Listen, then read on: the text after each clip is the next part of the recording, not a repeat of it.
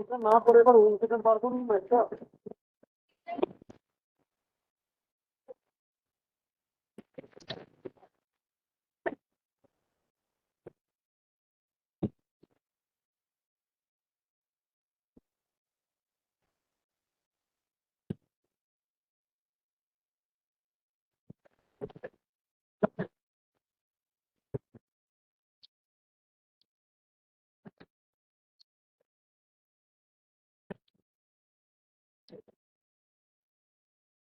ওই জায়গায় চেপে দেখছেন নাকি? আচ্ছা, হ্যাঁ চেপে দেখবো বলে। চলে আসুন চলে আসুন। আপনি তাহলে স্কুটার চালান, শ্রীনিকেতনে গিয়ে দাঁড়াচ্ছে। ব্যাগ নিতে হবে, ব্যাগ থাক। অনেকটা শ্রীনিকেতনে গিয়ে দাঁড়ান। বলে ব্যাগটা ফেলে চলে যেয়ে হ্যাঁ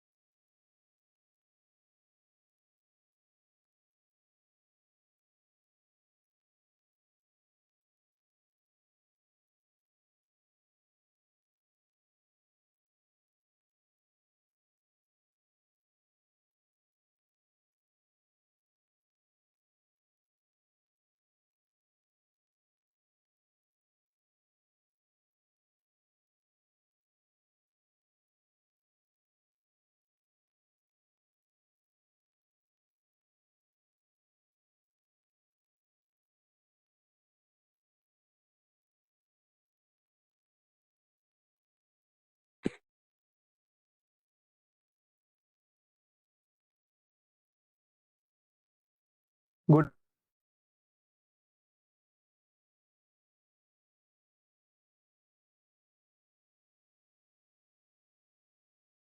evening everyone. Audible? Good evening, sir. You are perfectly audible, sir. Yes, you are audible. Okay. So, okay. So, some technical problem is there. So, whether Professor Kaushal Desai is there, present? He has joined. Yes, I have joined the meeting. Okay.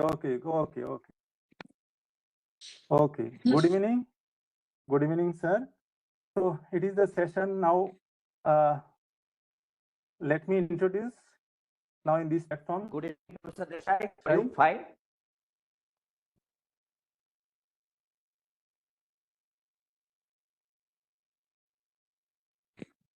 Good evening. Good evening. Okay.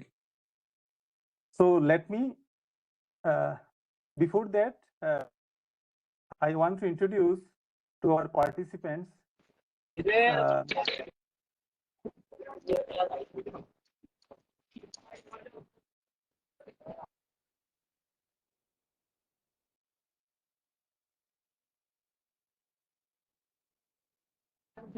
So,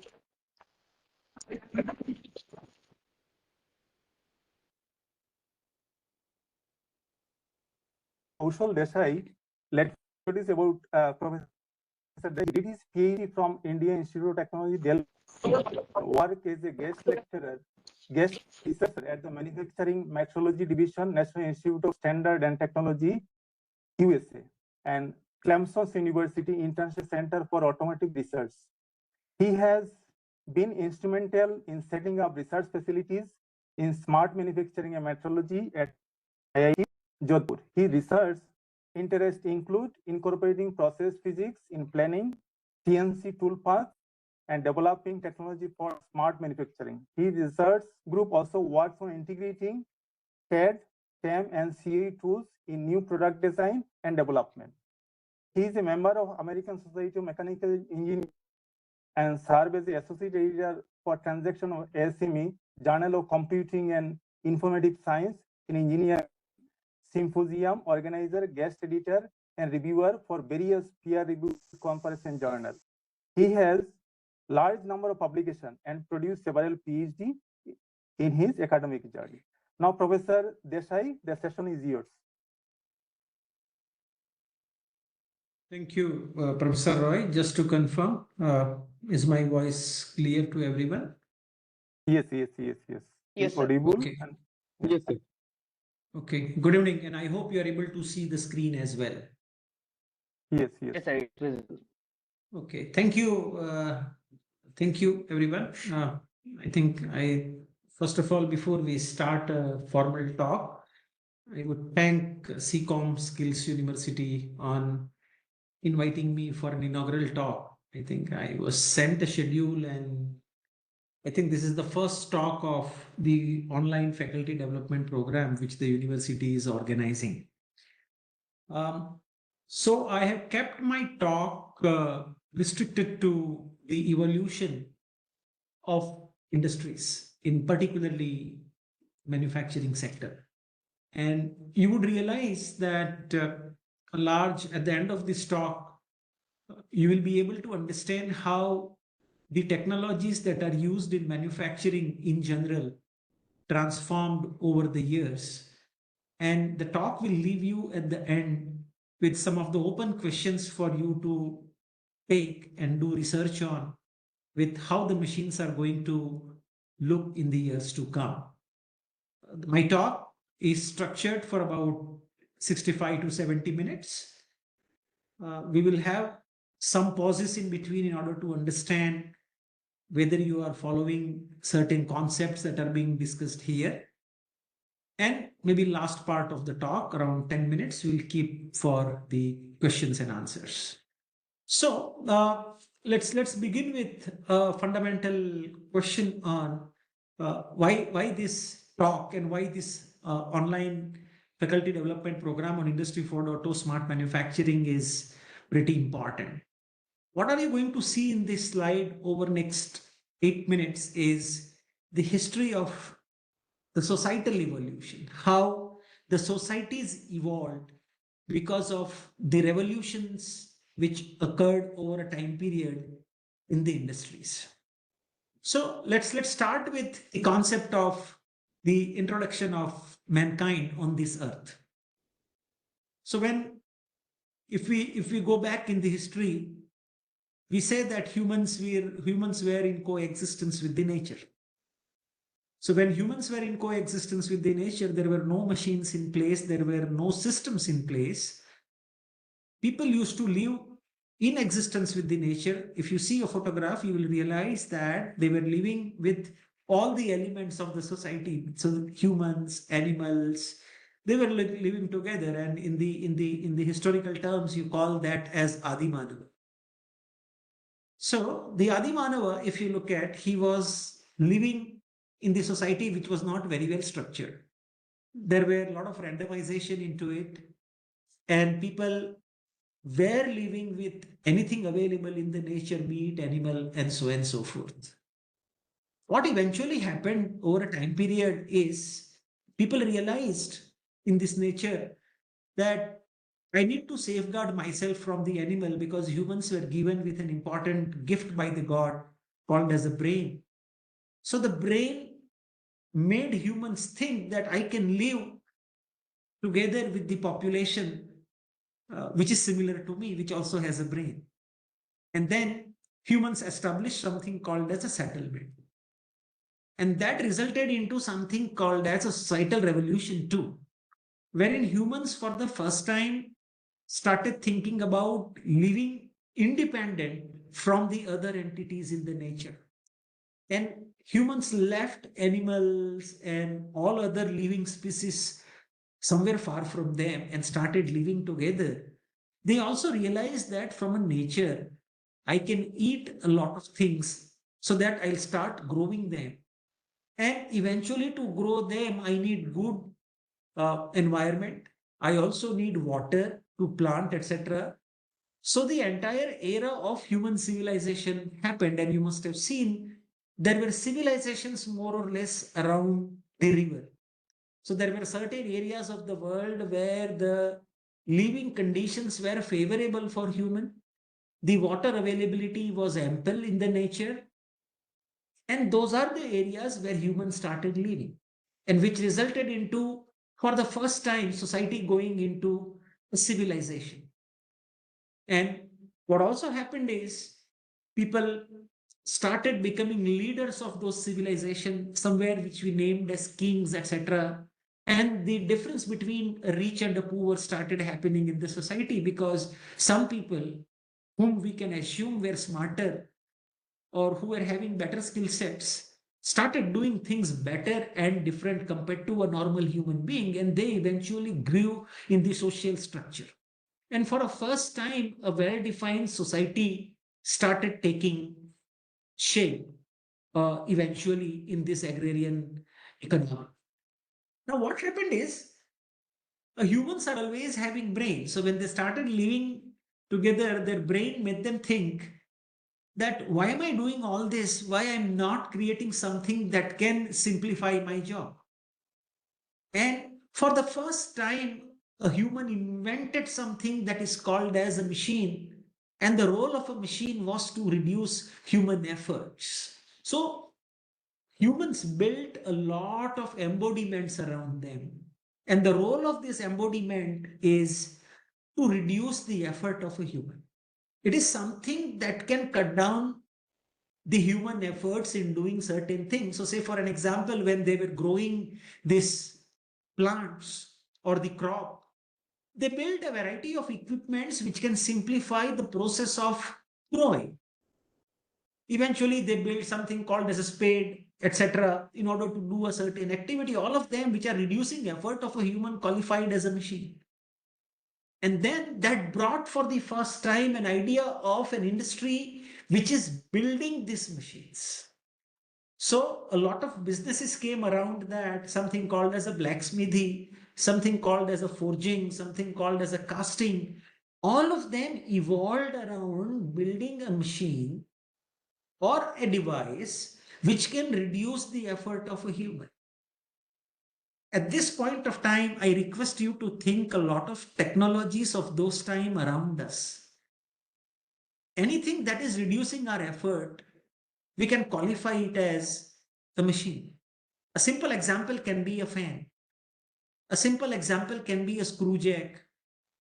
Per se, anything that is reducing your effort in doing certain job, you can qualify that as a machine. So this industrial revolution started happening with onset of machines, because in the society, in addition to living things, a non-living thing came.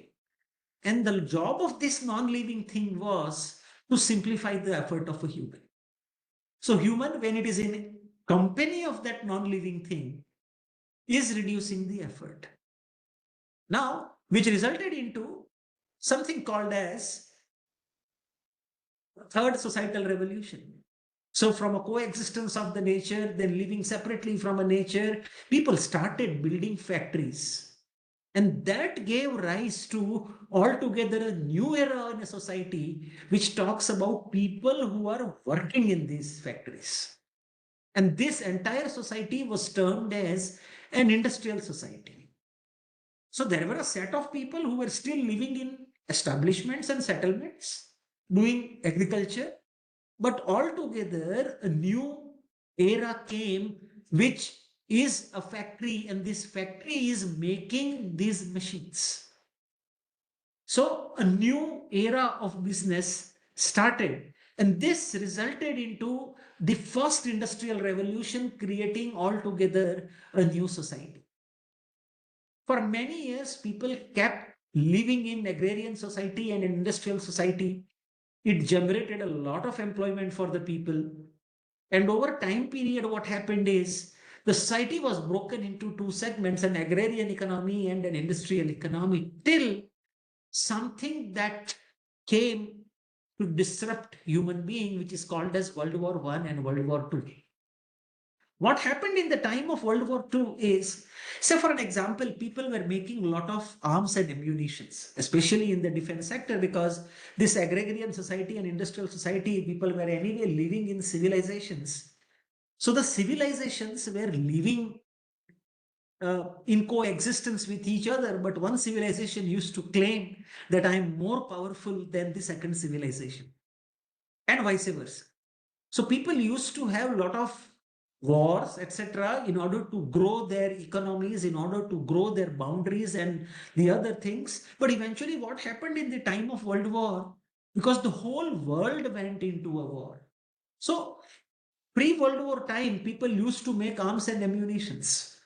But the attacks on countries were more or less planned because one kingdom will plan and the other kingdom will have something to sustain.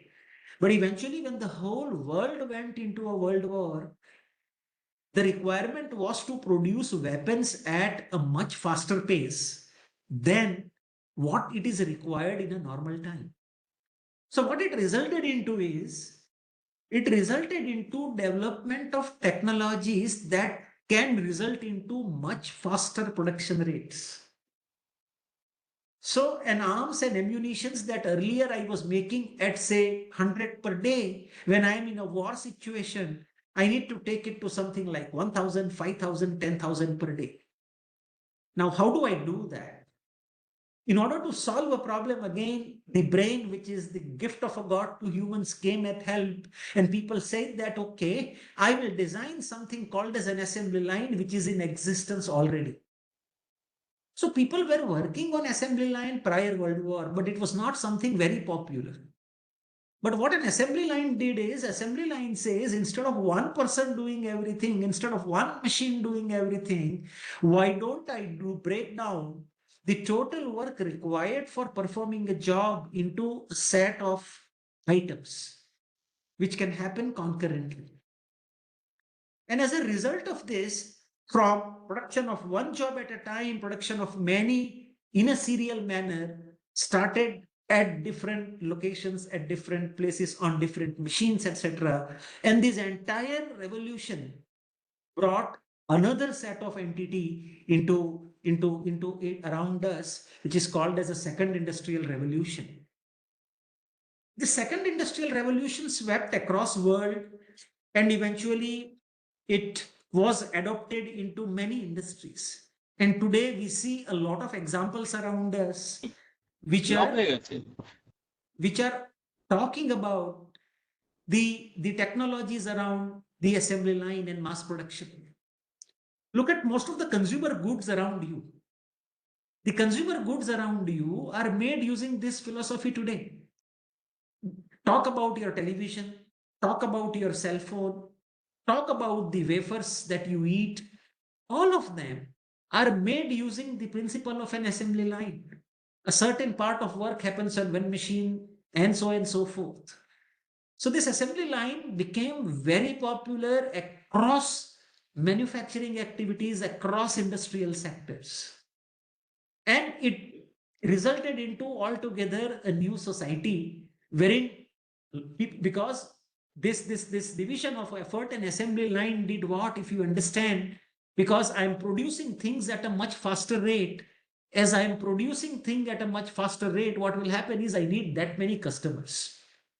So that resulted into a lot of globalizations. It resulted into products traveling from one location to the other location, and the products going from one country to the other country, or one continent to the other continent, and the market became more global. So as a company in the yesteryears, you were making for your own village, to your own district, to your state, to your nation. You started making things for the whole world because you are making things in a much faster pace or at a much faster rate than what you used to make earlier. Now, this changed a complete paradigm. Why this was very important? Because you are making things on such a large scale. The fixed cost of equipment, the fixed cost of setting up a factory, etc., gets divided over a very large number of products. So it also gives you an advantage of low cost production. And there were countries which benefited from low cost production, which came out of this assembly line philosophy. For an example, China adapted mass manufacturing techniques across their industrial sectors much ahead of anyone else in the world. Although the Germans, Americans, and Britishers were the innovators of this assembly line, the beneficiaries of this were the economies which were early adapters in their manufacturing.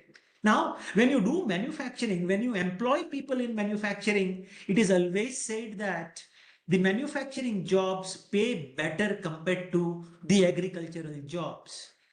And this resulted into people becoming richer in the society. So people developed the notion that anyone who is working in the manufacturing industries or per se an industrial sector is paid better. Their economies are better compared to someone who is employed in an agricultural sector because it is still dependent on a lot of natural factors. So it made people richer. Please keep this in mind that society, the people living in society 1, 2, 3, 4, 4 we shall be talking in a few minutes. But with the onset of industrial revolution, with the further advancement of a society happened, which made people much richer. And you should understand that what happens when you become richer, because richer people have a capability to pay, buy, and consume, which is not there traditionally with the people in a low income group. So the industrial revolutions made people richer. So if you look at historically, what has happened is when people from a typical household migrated to an industrial jobs, it eventually made people, the families richer. Now, this arrangement kept on working for many years till the onset of computers in 1960s, 1970s into the industrial sector. Although the computers were thought for computations, but what essentially is a computer? Computer is an entity which is programmed. So what do you do when you use computer is something that you are doing manually or with hand, you are writing a computer program for the same. So say for an example, computers were built to make computations more efficient. So when I say computations more efficient, say you have to solve a mathematical problem. What you do is you solve it manually, even with the calculator, you are still prone to mistakes. For an example, if you go to a banking sector, computation of an interest on the investment that you made or computations of the payment on the loan amount that you have sought can happen manually. But it's prone to errors. And the process still remains same for different people, but the error can result into the assumptions and errors can result into different answers. So as a result of that, to make computations more consistent, people built computers. And they said, okay, computers will do a certain job of human, which is per se computing. But it resulted into a complete paradigm shift into many sectors. It swept the jobs in many industrial sectors which were around banking, around computations, I would say. Because now the computer is doing a job of human which is doing calculations manually. People in the manufacturing sector were smart. Your brain always thinks, as I said in the beginning, that you were living with animal, you became independent, you invented a machine, you saw a computer, somebody invented it, some other human invented it, but you saw a computer in the manufacturing sector, which resulted into entry of a computer into the manufacturing industries. It said that, why don't we think about a machine which is run with the help of computers? So instead of me running the machine, rather than me running a machine, why don't I design a machine which can be run with the help of computers? So people started building computer controlled machines because they realized that every time my job changes, I need to change an operator, that this is what you need to make. The operator also has a problem of remaining inconsistent because he is a human. So humans are always inconsistent when you run the machines. I'm prone to errors. My emotions, at which point of time in the day I am doing a job. At least we are doing a session in the evening, and usually it is said in the evening that people are usually tired in the evening after a full day schedule. So you are prone to more mistakes in the evening when you run the machine. So people thought, okay, why don't I replace that human with the help of a computer? So I'll not run a machine with the human. My computer will run the machine, and human will do a job of writing a program for that machine.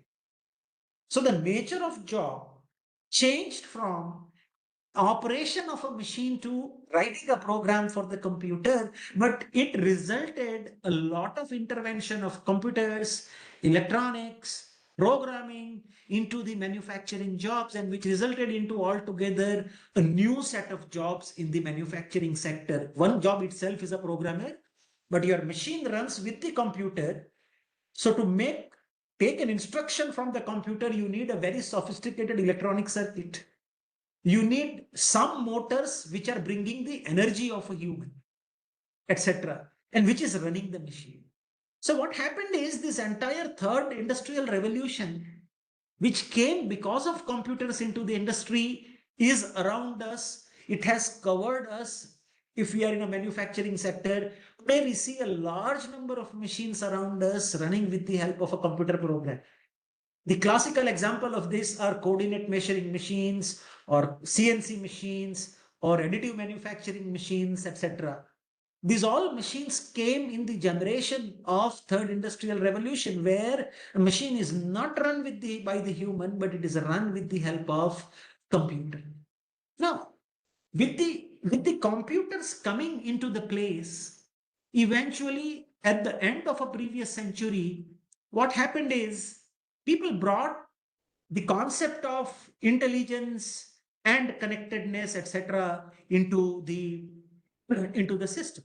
So what happened is, as the computer was digitizing the data, people started thinking about, can I send this data over a longer distance? And that resulted into availability of a new tool called as an internet, or something that is called as a connection. So today we are talking to each other, myself not coming to Bolpur and just giving a talk, and you even not coming to Bolpur, the information reaching to everyone has happened because of internet, right? So what is happening in the internet is, you are not seeing me physically, neither I am seeing you physically, but the internet is enabling communications between the audience today and a speaker without presence of them being physical there. I am talking physically at my place, you are listening physically live at your place, and this information reaches from one to the other place because of this internet. So this internet, what it did is, this internet created availability of a lot of information to the people, right? And it is said that more the information I have, I think more. So eventually you can mimic this to the machines. Although I have listed Industry 5.0, which is future, which we shall not be talking, maybe somewhere at the end of after talking 4.0, I shall touch upon that.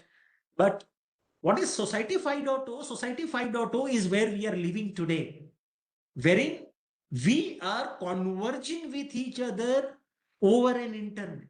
So we are living in a Society 5.0, but as industrial revolution always lags a societal revolution, what has happened is, the fourth, at the end, when internet came, the more information started becoming available to the people. People are imagining what machines are connected. If I connect the machine one with the other, the connection will enable sharing of an information between machines. So the information which is available with machine A now, it will be available with all machines which are connected with machine A. So something that went wrong on machine A can share that information over internet with all of the other, so the other machines will also not make that mistake. So the connectedness provides a lot of intelligence to the machine because of the availability of an information, possibly not with me, possibly with someone. So today, if we look in a society, such machines are not available, but such systems in computer domain are available to the people. What is What is Google Map? Say for an example, Google Map is a classical example of information available at one location to the other person. Say you are traveling from Kolkata to Kharagpur, and then there is a traffic jam somewhere midway. Someone else is also traveling. He's also using a Google Map. You are also using a Google Map. When he sees that, that information Google Map captures as you are starting from Kolkata, that information is available to you to know that the road is blocked and you can take an alternate way. It made you think differently. Or if you don't want to go, you can decide, say that, okay, I'll not start now. I'll start till once the traffic clears and so on and so forth. So the intelligence is embedded around us, but at Industry 4.0, when we talk about, it is talking about building machines that are sharing the knowledge and understanding of each other for making the things more intelligent. Eventually, people have now started envisaging Industry 5.0. They say, okay, when every machine will become an intelligent entity, what will a human do? So Industry 5.0 is going to redefine a sixth Society 6.0, which will say, okay, humans, machines, and internet and all computing entities will live together in a symbiotic relation for a total overall resilience in the society. Now, this is how the society has shaped from first industrial revolution to fourth industrial revolution, and in the turn, a fifth industrial revolution will also happen in the years to come. But eventually, if you want to understand what I have narrated so far, you can read these two articles, one by Professor Sun Su of University of Auckland, which was published in a top journal called as Journal of Manufacturing Systems in the year 2021, and Huang and Wang, Professor Li Hui Wang, who is at KTH Royal Academy of Sweden, his paper, if you read, which was written in 2022, these both papers should give you a very good understanding about how the evolution of first industrial revolution to fourth industrial revolution has happened and how the society will progress in the years and time to come. So this is something what you should appreciate and work upon. In the subsequent slides, when I move further in my talk, I'll be talking about this, each one of these evolutions, by taking an example from a manufacturing sector around us. And then eventually we will note down some of the technologies that you need to learn and understand upon or teach upon to your students when you go to your classrooms, because you are preparing students for the future and not students for yesterday. Okay. So with this opening understanding, let me take a pause over here and ask question to all of you. Okay. What are you going to see in the next slide are image of few items. Okay. When you are seeing those images, please understand these images have no link with what I have talked in the previous slide. Both slides are independent. This is to sensitize your thought. I am assuming that all of you have settled in the class by now. I want you to see these images. At the end of seeing all these images, a question will appear, and I would welcome someone to respond to the question. That what do you think is a possible answer of that question? Okay. So these images will appear one by one. You can see the first image. Okay, I'm not telling. You should be attentive in the class. So I want you to see an image and remember what is there in an image. And when I show a next image, you should correlate, okay, there is something in that image and there is something in this image. Are they linked? And then ultimately at the end of seeing all the images, maybe can I find some commonality which can answer the question that may come. So this is your image one. Look at this second image. I'm not telling, because if I tell you what it is, you will get biased with the answer. So this is a second image. I hope you have seen a second image. Let's look at a third image. Okay. So 1, 2, 3. Let's look at image number 4. you have something going on in the news these days, and that item is shown on the picture. Look at this. Okay, this is image number 5. Let's look at one more. This is something all of you may not be really familiar. Some of you may be familiar with this. So I will tell you what this is. One is called as a hip joint, the one on the top side, and the second one is called as a knee joint. These are parts of a body. When parts of a body breaks, usually you replace them by something called as an implant. So these are implant of a hip joint and implant of a knee joint. Okay. Look at this. Maybe some of you may be seeing this lecture on this device itself. Okay. Now, if you have seen all these images, I want you to answer this question. Where do they all come from? What do you think? Do you think they came from this? All these items that you saw in the picture, did we dig them out of the earth? Say, you may have seen the older, the ancient time movies. People say that, okay, there is something called as khajana, and then go and dig at that place. Once you dig at that place, these items, some of these items are available. So when you dig at one place, one item is available, and then so and so forth. Do you think they came out of the earth? Possibly the answer is no. Okay. You all are from the eastern part of a country. So you know this gentleman is a very famous magician of our country. Do you think this magician produced them the way in which the magician is producing this lady in his magic show? Do you think the magician produced these items out of nothing? So where do they all come from? That is what is a fundamental question that you have to look and answer me. So I would invite one or two participants to mute and comment on from where did these items come?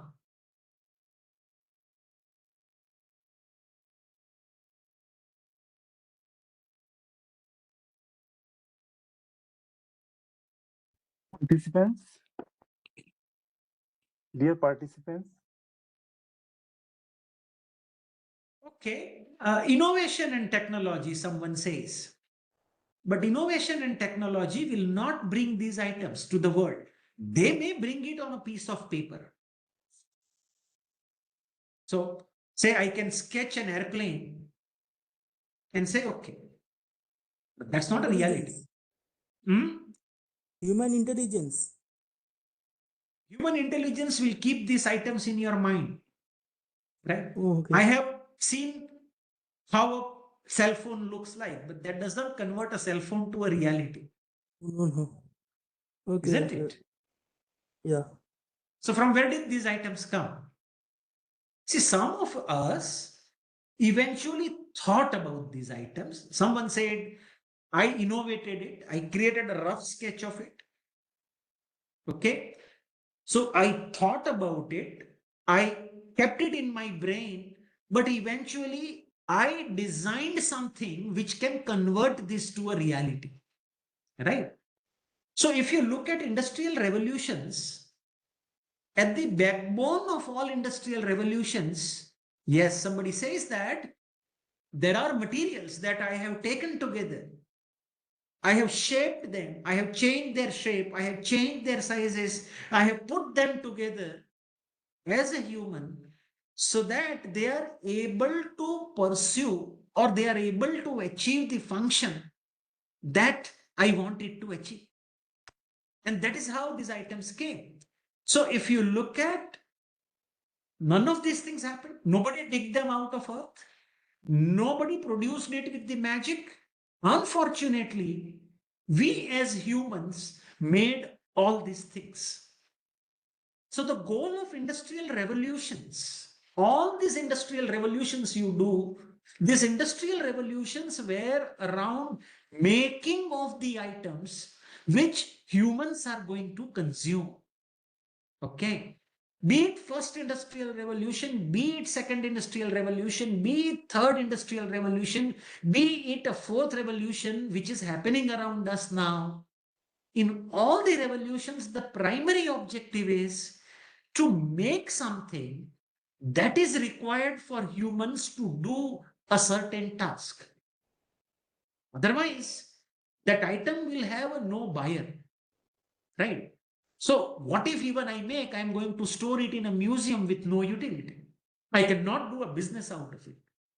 The business will only happen when there is a larger set of consumers around it.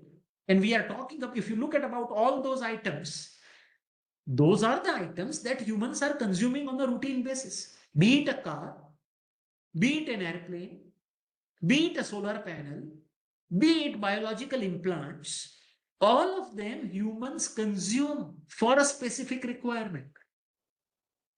Otherwise, no, why would you make a car if humans are not going to consume? Right? So the role of industrial revolution is to make the items that humans consume. Now, the question that should come logically to your mind is, how do we need to make them? When you look at your books on manufacturing in the yesteryears, somebody also wrote this because these are tangible products. These are not in my mind. These are actual items that I'm going to use, consume. So I need something which is called as a material. Okay. This material I'll combine with the energy to define a process of transformation. And the process of transformation will give me an item that I am going to consume. This is a fundamental entity, and this never changes between the revolutions. Look at first industrial revolution. You were making a pot, which you saw in the first picture. Say a potter is making a pot. He is consuming a material. He is consuming an energy. He is using both these things systematically to define a process which gives him a pot. But when you are standing in a first industrial revolution, there is no machine involved except that rotary wheel. That's it. And that is also happening with the humans. When you go to a second industrial revolution, possibly you mechanized it to a certain extent, wherein all operations of making a pot does not happen at one place. At some place, one operation happens, the second place does the next operation, third place does the third operation, and so on and so forth. While in a third industrial revolution, this pot is made using a computer-controlled entity without a human. Do you understand? So the process of making or the steps of making never changes. They remained invariant between evolution. So people say, will casting, machining, sheet metal forming, rolling, etc. change fundamentally? The answer is no. With the revolutions, they never changed. But what changed is, how do you make them? Okay. So the way of making that has changed significantly between this. Okay. So now, if you look at that, so this entire journey of combining materials, energy, and a process together is called as manufacturing. People were doing manufacturing in yesteryears also. In the first industrial revolution, when the term was coined, the manufacturing innovation happened possibly in the Greek era. So there was a lattice word called as manufactus, which means made by hand. So as you look at the first industrial revolution, the term manufacturing came from the first industrial revolution, which was made by hand, which was given by a Greek term called as manufactus, which resulted into a first definition of manufacturing, which says made by hand. Now, what happened over a period of time? People became a little bit more systematic, and this is what we teach to most of the students today.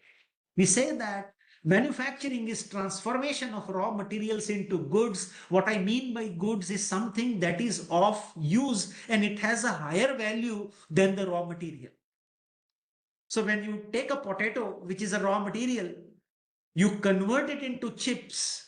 The chips are the goods which you sell to the consumer, and the goods has a higher value than a potato because you have the process of transformation using material, using energy to convert for conversion, and used by systematically combining them into a process gave you something that is a meaningful entity. And then only we said, okay, manufacturing is a successful business. Any business, you will only make a money if the process of transformation gives you a product of value. Otherwise, this business doesn't work because eventually you are running an industry, you are employing some people. That is what we have seen in the societal evolution, that you designed a machine which is employing the people.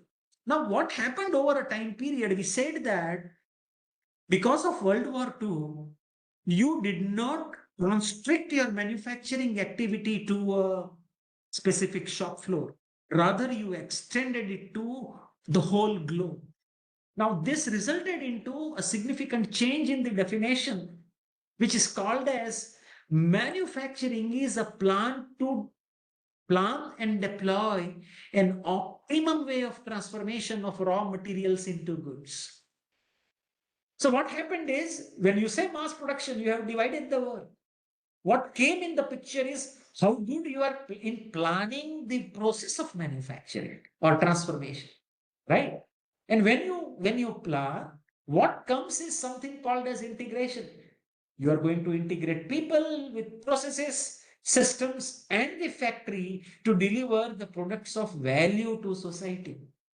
So if you look at this definition of manufacturing, it has changed significantly from the first industrial revolution to the third industrial revolution.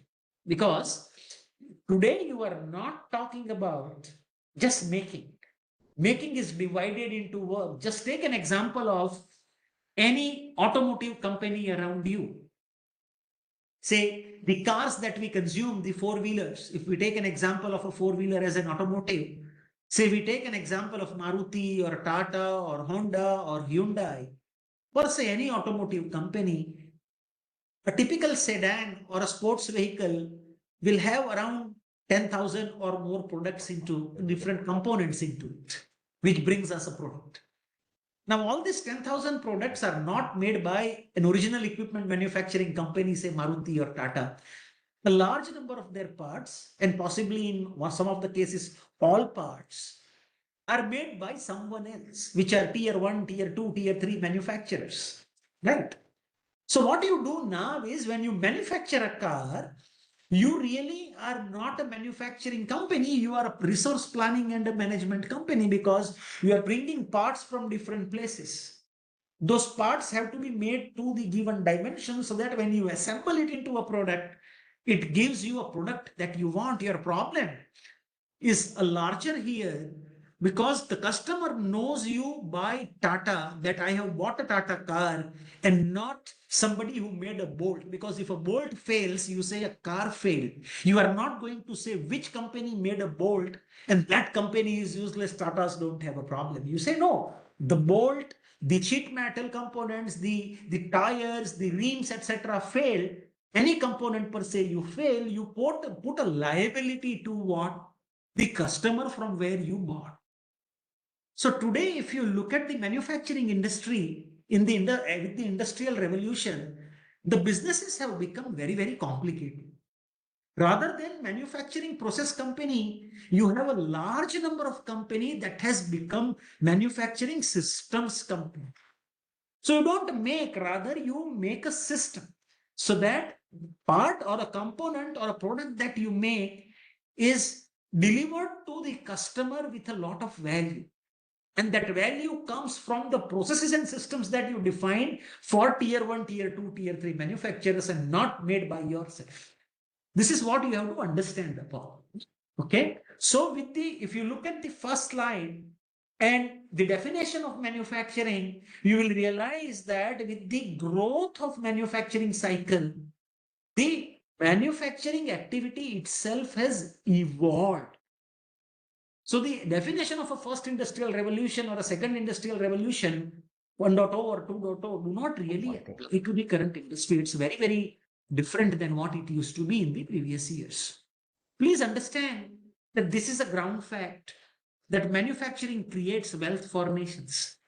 What I'm showing you is to sensitize, because I have been told that there are a large number of people who are attending this faculty development program are from an academic institution. Please understand this figure very carefully. I have taken this from the newspaper Times of India, a cutting published in 2023, late 2023. It compares the average GDP per capita in US dollar for two different economies, India and China. The China liberalized manufacturing, promoted manufacturing into their economies in 80s, started doing that in early 80s, mid 80s. If you look at that, 1990, in terms of GDP rankings, India and China were neighbors to each other. What happened in 10 years? The distance started growing between them. India liberalized much later than China. Okay, in manufacturing sense. And it started globalizing in that year. So what happened is, it eventually China moved almost number second in 2010 and it has remained over there. And it took a lot of time. But if you look at per capita GDP, just because of early liberalization by say 10, 15 years, India is at per capita 2410 in 2022. China is almost 5 times larger. That means an average Chinese is much richer than an Indian. The primary reason is a lot of money came to the hands of the people because of making items for the world. So therefore, it is said that manufacturing creates wealth for nations. So you have to take an advantage of this industrial revolution and infuse that into manufacturing. Now, the couple of next few slides are going to be run faster, and they are going to give you an idea of how the technologies evolve by taking one example of a power. You may have seen this example which talks about manual application of power. This is something that is called as a bow drill, which is used by carpenters and a lot of other people who are creating holes in softer material.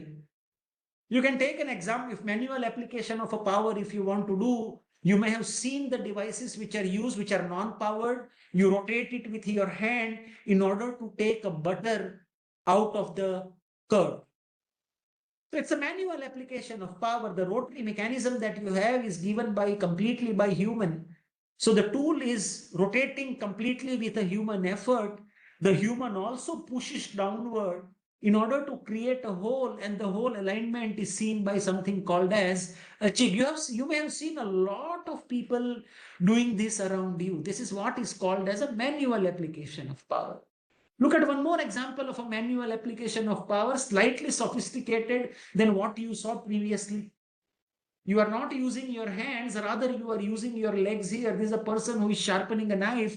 Today, in many parts of our country, especially in rural parts of India, you will see people utilizing manual application of a power. Actually, they are carrying a very sophisticated machine, completely run by a human to sharpen a knife, which we teach in engineering courses, something called as a grinding machine. Essentially, you are grinding an edge of a teeth in order to make it sharper. This is another example. These are all the machines which were built in first industrial revolution, and they remained with people. This is a manual stitching machine. Look at, there is no means from which an external power is coming to this machine. You have a human which is pushing the blade given at the bottom with legs up and down, which results into rotation of a wheel which is larger. The drive goes from there to a smaller wheel which can rotate faster, and a human stitches the cloth using this. This is a very old stitching machine which we see around us. All of this, if you look at, they are machines which were built in Industrial Revolution 1, which we still use it invariably in many things. What is the problem with this? Problem with this is, if a human gets tired, here or you here. Once a human gets tired, the productivity, the quality, the other things suffer. So what happened is people brought something called as, okay, a human's efforts are going in rotating that wheel. Let me take that away. So people built something called as a steam engine. And what you are seeing is a factory which is running on a steam engine. The electric motors were not invented in that time. So what used to happen? The factory used to have a steam engine. That steam engine will be outside the factory somewhere. You generate a rotary power using that steam engine. The rotary power comes on a shaft at the top of a factory. You see at top there are some wheels. Those wheels will keep rotating when the steam engine runs, and then those wheels are connected with a machine which is where a person is working using a belt. So you have a open belt arrangement and you have a cross belt arrangement to reverse the direction.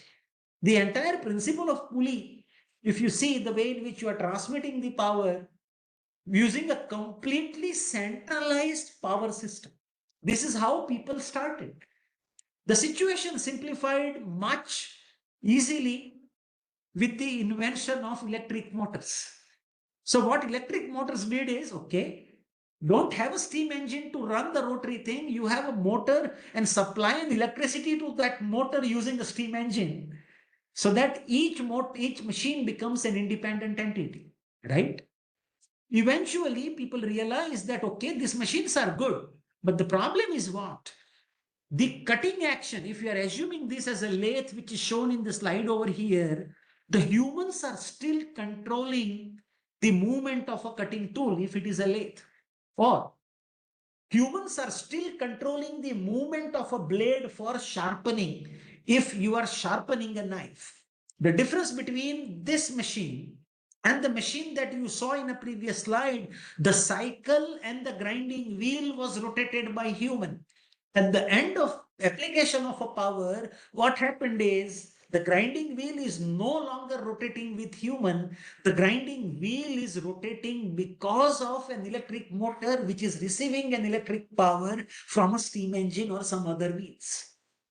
Okay. So now your effort in generating a power has gone, but still, how much to press, how much to feed in X and Y direction, or how much to feed in linear direction, etc., is controlled by a human. But when you produce something like a screw, you also need to control that linear motion. And this question came into the mind of a gentleman whose name is Henry Maudslay, who was working in a Swiss watch company. And he said that if I want to cut a screw, I need to synchronize the rotary motion of the job and the linear motion of the entity which is cutting the screw, because you are cutting a helix. So if I am cutting a screw of 5 millimeter pitch or 1 millimeter pitch, depending on the pitch value, when I complete one rotation, my linear distance has to traverse. So if I'm cutting a screw of 1 millimeter pitch with one rotation, the tool should traverse by 1 millimeter. When I cut one helix for a required length, to achieve a required depth, I should locate it in the same helix second time, so that I produce a screw after n repetitive cuts consistently. This gentleman's photo is shown here. So this guy, Henry Maudslay, built this device into a Swiss watchmaking company, which was called as a Maudslay lathe. And Maudslay lathe was different from the other lathe, wherein it had a mechanism to combine the rotary motion of a job with linear motion of cutting tool using an entity called as a gear train. And today you see this very commonly in most of the engine lathes around you. Now, this is a second milestone. What you thought is no power. I am automating the motion, or I am synchronizing the motion. What does it do? What does that additional gear train do? The additional gear train ensures that the rotary motion of a job and the linear motion are synchronized. Now you change a gear train, you change the rotation ratios. What will happen is, instead of 1 millimeter, I can make 2 millimeter now, because you are playing the synchronization between a rotary motion and a linear motion. So for the first time, people started talking of a synchronization. As a result, and then as a result of that, altogether a new breed of machines came which were requiring much lesser effort than what it working as a was. technician at best. The third set of Do you people. think they will be using AI for this? I think, is there anyone has a question? Okay, I'm sorry, it was somebody who unmuted it by mistake. Now, eventually what happened is this can produce a simple shapes like screw. But when very complicated shapes like a chess player symmetry is to be produced, you really cannot do that. So people built something called as a tracing machine or a copying lathe. The other example of this can be a pantograph mechanism, wherein you are tracing something and then the other entity mimics that what you are trying to trace, right? So the copying lathes came. People also built the idea of gauging, say, I'm making something, whether it is happening rightly or not. So all these technologies were built in order to, in order to simplify the job of a human in the previous industrial revolution. And this innovation happened. So when we talked about the third industrial revolution, the third industrial revolution talked about bringing computers into the manufacturing sector. There was a gentleman by the name John T. Parson. And this John T. Parson introduced the concept of programmable machine tools with a patent. Look at the patent number, which is given. The name of a patent is controlled apparatus for positioning machine tool control. And it brought all together a new era of machines, which were, say, earlier you were doing it in bits and pieces, but now it says that, okay, you write a program for a machine, the machine will run on its own. So this entire era of CNC machine tools came into the picture, and you see all these machines around you. Initial years when these machines were built, you were not having a very powerful memory. So these machines were running using a punch paper tape. Today, you have a very good memory available on a controller. So you have a computer integrated with the machine itself. And eventually the computers have become so powerful that the computers are also showing you in real time what the tool is cutting. So you have the confluence of computing and manufacturing happening today.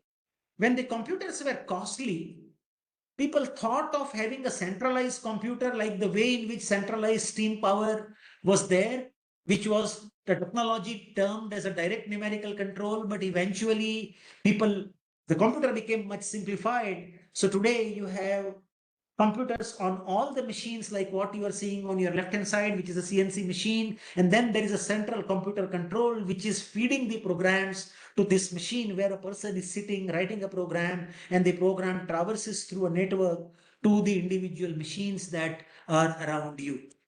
Okay. Now the question is going to come. So if you look at this, the first industrial revolution traversed around mechanization.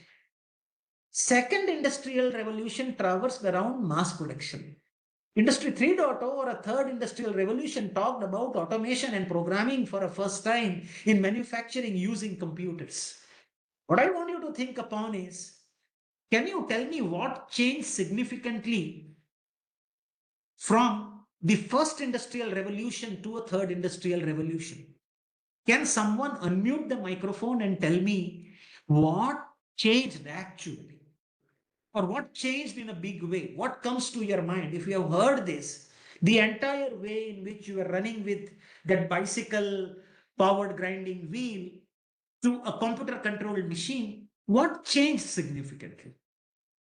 One or two pointers if someone can tell.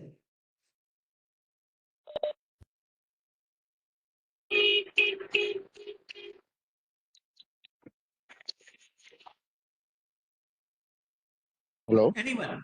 Yeah, go ahead. Hello. Hello. Police speaking. Yep. From a past generation, that was purely dependent on the manpower, and Okay. uh, Very good. Very good. at that Very good. at that time, At So that time, I got what you are saying. In a paucity of time, I'll summarize what you are trying to tell. Between first and third industrial revolution, the involvement of human reduced significantly. Is that correct? To assume what you are yes. trying to say? Yes. Okay. But so human involvement went down, but what increased? Increase, reducing the human power, Efforts. adding Let's call human technology. efforts. Let's call human efforts reduced, but what increased? Yes. Increase automation. Automation, that means the accuracy, in case of the accuracy and the point of No. See, meeting of the please, objects. the accuracy or the precision available are similar. Can you imagine people have built an artifact like Taj Mahal, such a precise artifact, even in the first industrial revolution? Look at all Delwara temples. Look at Ajanta Ellora caves. Beautiful carvings were made. There were no computer controlled machines were there. They were pretty accurate. Right? That is one obsession was there, because the time is the more factors. Right? Very good. So what's come down is the time in making complex things have come down, but it is with the increase of what? Today, your role we of have already reached to computers. the fifth generation. We have No, already fifth reached to the generation, fifth generation. So nobody that's knows why what the fifth generation is. Fifth generation, people are trying to define. We have to still reach at the end of a fourth generation. Okay. So maybe let me, in a paucity of time, let me tell what I mean to convey is.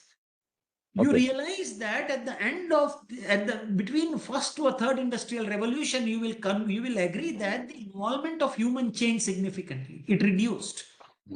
And the involvement of machines become more and more, the machines are doing more work compared to human.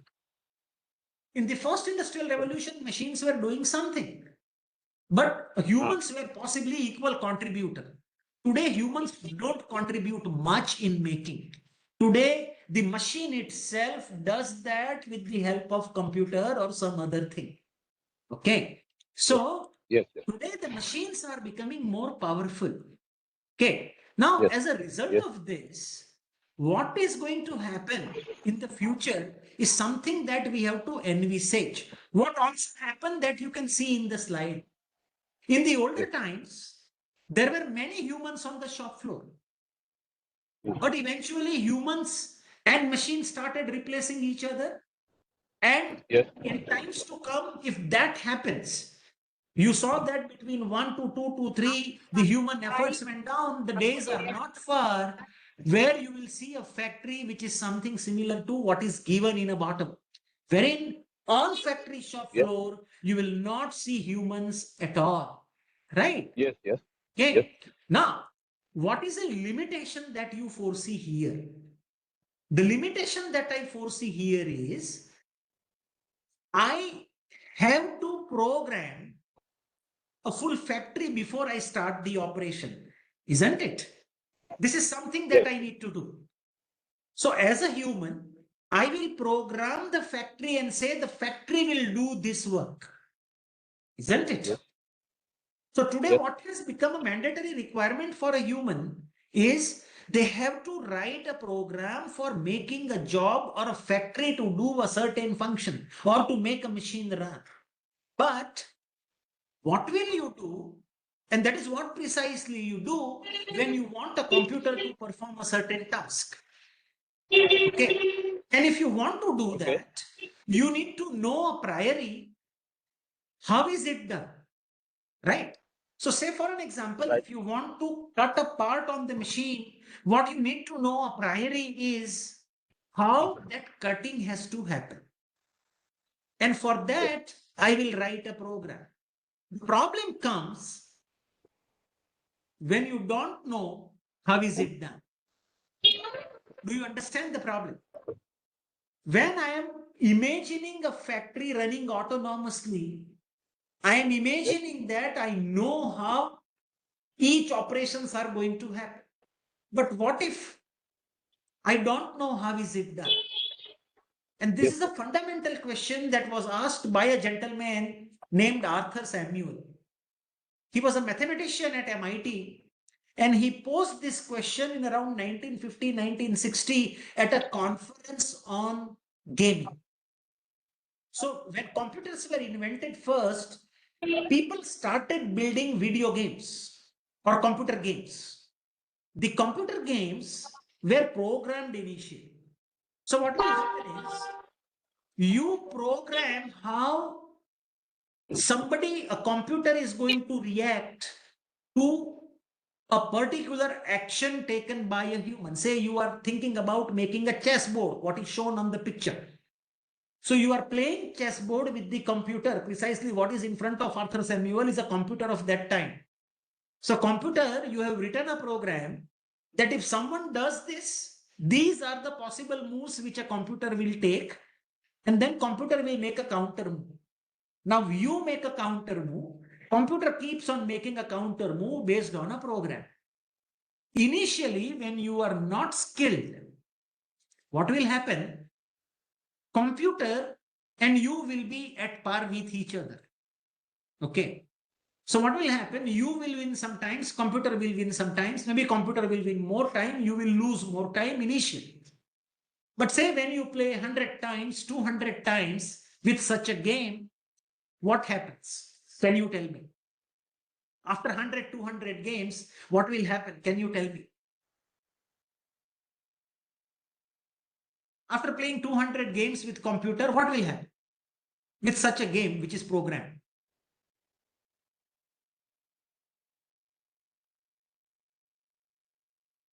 Anybody can unmute and say, what will happen after playing 200 games? Some games you lost, some game computer lost. But after 200 times, when you play next 200, what will happen? It may hang the system.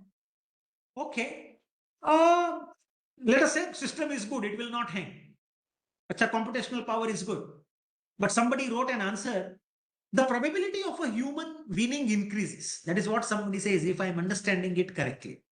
Okay. Why? Because you are a human. You are not a programmed entity. You want to win. Any game a player plays for winning. So when you play first time, you see what computer did. When you play second time, you played something else. But you will figure out a way what a computer is doing, and you will figure out what a computer is not doing. So what will you do is, you have mastered rather than what you do, what a computer does. And tomorrow, after 200 games, you will start winning a computer. Maybe after 500 games, it may happen that you will win each game and the computer will win none, because you have become a pro or you have become a master of playing that game. Because with playing each time, you have evolved. But that's a program which somebody has written in a computer that has not done anything. It has not evolved. It is a static entity. So this gentleman, Arthur Samuel, asked the question that if you build a game like this, people will buy initially. But then eventually people will stop buying your video games. People will stop buying your digital games. They will no longer be using this. So he said a fundamental question. He said that never think about programming. What is the problem here? He says that you have written a program, right? So the program is making a structure free, a structure fixed, but a human is not fixed like a program. Human has a mind that learns. That is not programmed, right? We are never programmed. We are taught something. When more information is available, we change program on our own. Nobody comes and feeds that. Our parents, when we were younger, 6 years, 5 years, 1 year, 2-year-old, we were taught how to walk. Later, we learned how to balance in different situations, and we started walking better each year. Somebody taught us a basic Varnamala. vowels and other things. We built words on our own. Imagine if we were programmed, somebody will teach us 5 words and I will live with those 5 words for lifetime. I will not evolve. So the beauty of a human is learning and not programming. That is what makes them intelligent. With the more information available, I can think, I can evolve. And that is an ability of learning. So this Arthur Samuel posed a question and said, in the times to come, he's posing this question precisely in 1956. He's saying that in the times to come, programming will not be the way forward. The way forward for computing will be learning and not programming. And then eventually people built the entire era of learning models since then. People built a first neuron model of a brain in 1960s. This is how a brain remembers. It's not programmed. Eventually, this technologies matured, and these 3 companies that you are seeing are the companies that are built on the philosophy of learning and not being programmed. Just try browsing certain products on Amazon. Next time, it will learn what you want. It will show you a recommendation. The recommendation changes from person to person. If you go to a LinkedIn, initially you start raw, but when you make 10 friends, 20 friends, your recommendations become very, very specific. Maybe after 1000 connections, it will show you someone whom you definitely know. It won't show you random people. If it is a programmed entity, it will show same random people to same persons. All persons, not same persons, even all persons. But that does not happen. So if you foresee, or if you remember what our discussion revolved around, I said that the computer in a sense, in a certain sector, were brought to manufacturing. It revolutionized the way in which manufacturing machines work. What happened to this? Why are people build, why Amazon, Netflix, LinkedIn, and many other companies were built as a business? Why were they built as a business? Because they are a data company. They interact with so many people. They find connections, they learn, and they present. Why did this happen? It happened because of internet, right? So the next buzz after computer in the society is not a computer, it is an internet. An internet is enabling communications and coordination between people, so they both are able to learn, and the technologies around that are on learning. Maybe if you see another example is this. This is called as a car called as Google Waymo, right? So what is it? This Google Waymo is an autonomous car which Google is building. Many other companies have also built this autonomous car. This is a classical example of a computer sitting on the car and learning and then teaching how a car is driven without a human. Right? Imagine if you have written a program to run this car, you say that a person walks at this velocity, so it will hit, but somebody may walk faster. Somebody may walk and then stop. So eventually a model cannot be programmed. How many conditions you program? You cannot program. Someday you will fail. While a learning model, after learning certain things, starts evolving with the availability of a new data. And when it evolves, you can say the car will become a completely autonomous entity, which is going to run on its own. You don't need drivers to run that. So today, you have a reality that computers can learn. There are some other interesting innovations with which I want you to leave today. Is computers can listen. What you are doing today is not, say, listening means what? I'm listening an audio cassette. That's not listening. What do I mean by listen is you are speaking to a computer and the computer reacts the way in which human responds after listening to you. Imagine an example, you are talking to a computer and computer, say you are using a headset, microphone, and then you say, hello, how are you?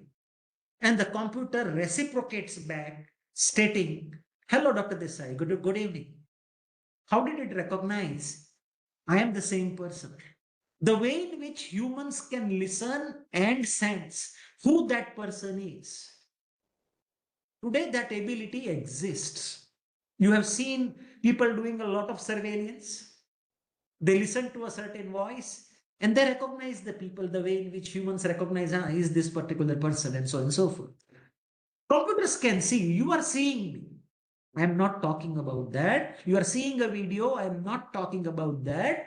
I am seeing a video and I am recognizing. A classical example is something called as an optical character recognition. So I saw an image of a number plate. Okay. And then I identified what that car is, who owns that car, when was that last car serviced, whether that car has met any accident before or not. A simple optical character recognition connected through a server can do this. Another classical example of computers can see, although it doesn't see physically with an eye, but essentially when you go to a toll plaza, the money gets deducted from your wallet. That means somebody has seen your car. You have never interacted with the computer sitting there. There is an ecosystem around it. Okay. A last example is computers are able to read and write. You have seen this. Okay, I have shown you an example of a product which is available in a market now, which is put across civil sites in developed countries. And what it does is it keeps on seeing a worker. Then it just sees a worker. It doesn't stop there. It recognizes a worker. It recognizes whether a person is having a safety gadgets worn or not. If he is not wearing a safety jacket, it says Mr. So-and-so wearing orange color jacket on so-and-so date was not wearing the helmet. Today, you would have seen this as a reality. You are just riding a car at a faster speed and the memo comes in your home, isn't it? So today, computers can listen. Today, computers can learn. Today, computers can listen. Today, computers can see. Today, computers can read and write. When you realize a fourth industrial revolution fully, which we have not realized yet, but when you see a machine of a fourth industrial revolution, a machine of a third industrial revolution resulted into a machine running with the computer program. When you reach at the end of a fourth industrial revolution, you are expecting a machine to learn from the acts that it is doing. You are expecting a machine to listen what someone is telling it and recognize what it has to do. So you will possibly not write a program. You will tell a machine, hey, machine XYZ, can you run the part at certain speed? It will start doing it on its own. Possibly that has to be a reality someday. Can computers write and read? So something is happening in the operation. And the computer writes it for you and say, this is what it felt bad today. This is what was not followed in a program that you have written. Can it do that? When that becomes a reality, we will say we would have fully evolved into Industrial Revolution 4. Evolution already happened in 1.0, evolution already happened in 2.0, 3.0, but eventually a fourth industrial revolution is expecting machines to reach somewhere over there. Okay. So what my slides have shown, eventually you should understand that this is going to leave you at the end of an industrial revolution to a place where your machines have an ability to answer all the questions that, all the statements that I wrote with computer as an initial word, rather machine as an initial word. Machines can learn, machines can listen, machines can read and write, machines can see. So with this, I think we have passed through almost 85 minutes. And with this, I would like to conclude my talk for the day. I hope in all the remaining days, there are people who are going to come and talk about the different technologies which will rebuild the machines to do the tasks that I mentioned.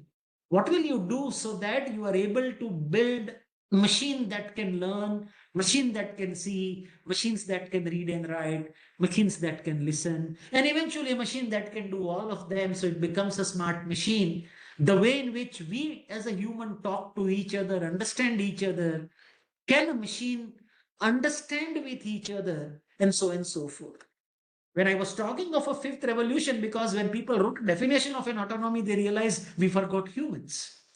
So fifth industrial revolution eventually will address the problem what a human will do then in a society.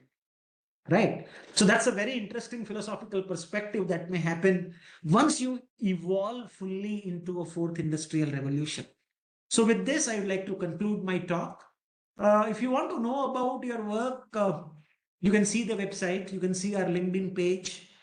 You can use this scanner, it will take you to the website.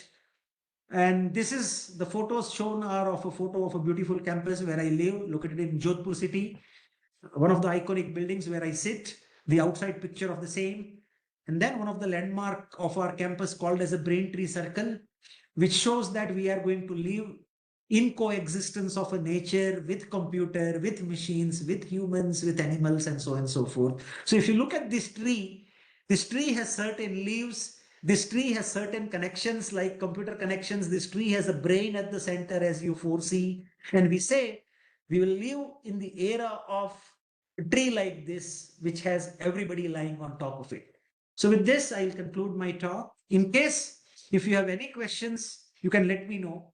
If you have no questions, I have a question for you as a homework, that what are your key takeaways from this talk? Please take this as a homework. Try listing down if something that you have known new today, and it would have given you some value of coming this evening. As I said in my talk, evenings are the most boring times in human life because you are tired from a whole day's work. Okay. So thank you for your attention and time. I am open for Professor questions Desai, if they are around. Professor Desai, am I audible? I'm Professor P.K. Dan. Oh, Prasadhan, I can hear you. Yeah. Yeah. Actually, there is some, I'm elsewhere, so I have switched off my video so that the reception, I mean, the No problem, connection sir. gets. No problem, sir. Yeah. Hello, sir. Actually, great to see that this time at Jodhpur thing, which I have a memory of because I visited twice at Okay. the time of Professor Chaudhary when he was the director. Professor Okay. Shah was there, yeah, of course, coordinating. So I went there, a wonderful place. Yeah, but I formally the vote of thanks will be given by Professor Roy. Hello. But I thought that it was my duty to thank you because you have created the foundation for the forthcoming lectures and series of evenings that would be built on your talk. Thank you once again. Thank you so much. Thank you, Prasadhan, for inviting. Hello, sir. Thank you. Hello. Yeah. Hello. Sir, repeat the question, please. Yes, please. Because I am on the road, and that's why I don't. Please go ahead. Please repeat the question. Whatever question assignments you have given for practice of the homework. So the question is listed on my slide. Sir. Well, Professor Roy, I think now you can present the vote of thanks because So it is a very interesting session, Professor Desai. So evolution of engineering, it is very interesting. That means transformation of man, machine, and materials, and starting from the pulley, the how engineering concept of rotation is coming. So thank you very much. Now I request the participant to move forward the session 2. thank you, Professor Roy. I'll leave the meeting. In case thank you so much. Thank you so much, they Professor can Desai, drop once an again. email to me. Yeah. Okay. Thank you once again. Thank you. Thank you. Everyone, please submit the review of this session. The link for the review of this session is provided in the chat.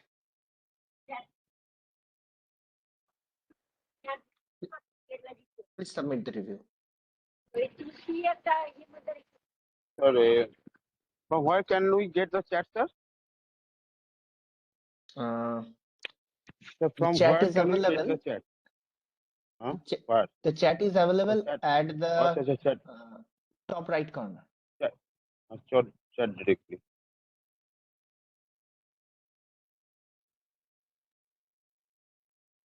In the top right corner, there is a Directly came it.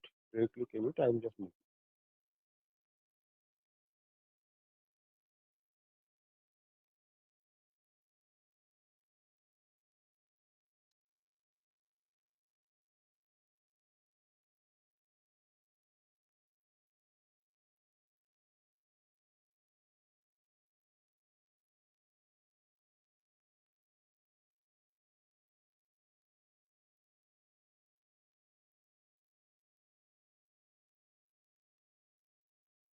I have dropped the link once again in the chat.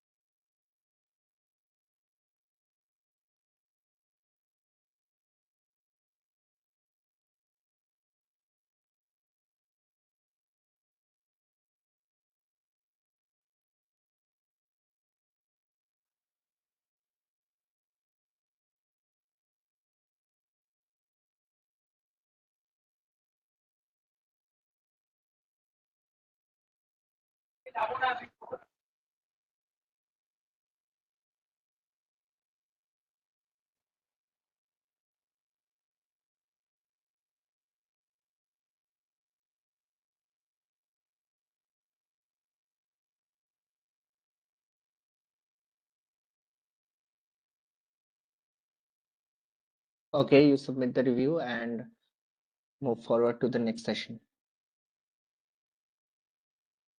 Thank you.